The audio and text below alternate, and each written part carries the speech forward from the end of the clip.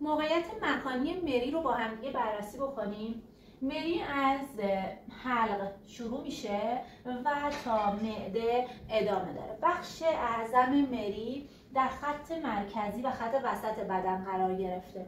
مقداری از مری در قسمت گردن قرار گرفته، یک مقدار زیاد یا بخش اعظمیش در قفسه سینه قرار گرفته و یک مقدار خیلی کمی از مری از دیافراگم عبور کرده و یک مقدار متمایل شده به سمت چپ بدن و به معده متصل شده. انتهای مری ما اسفنکتر یا دریچه یا بنداره داریم. در مورد مری باید بهتون بگم اگر از روبرو نگاه میکنید، اگر این مری باشه، این در واقع نای جلو قرار گرفته، مری پشت سر نای قرار گرفته و بعد ستون مهره هاست.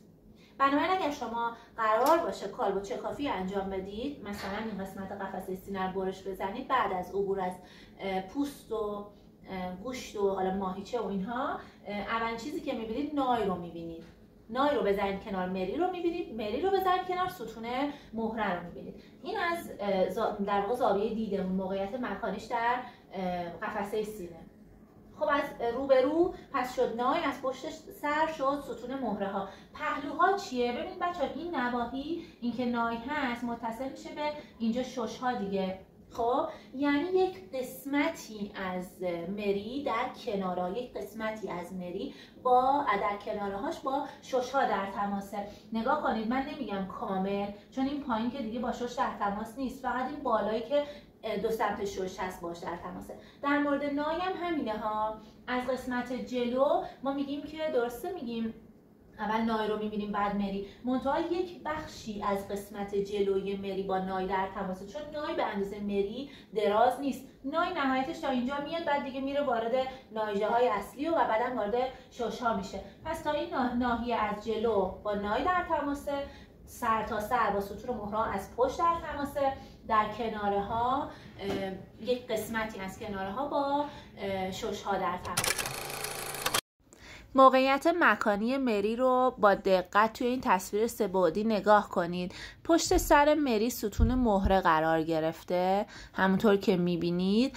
از جلو هم نای قرار گرفته. منتها نای یک بخشی از جلوی مری رو به خودش اختصاص میده، چون نای خیلی دراز و بلند نیست، تا یه ناحیه‌ای رفته. این جلو رو من از بین میبرم، اندام ها رو ببینید.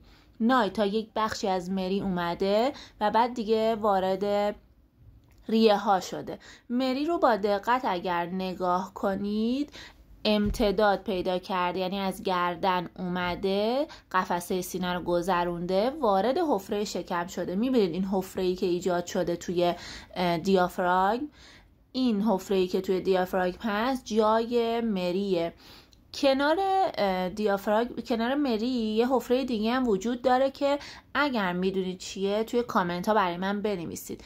نگاه کنید، مری از بالا اومده وارد حفره شکم شده، یه ذره به سمت چپ مایل شده، برای اینکه اینجا دیگه میخواد متصل بشه به در واقع معده.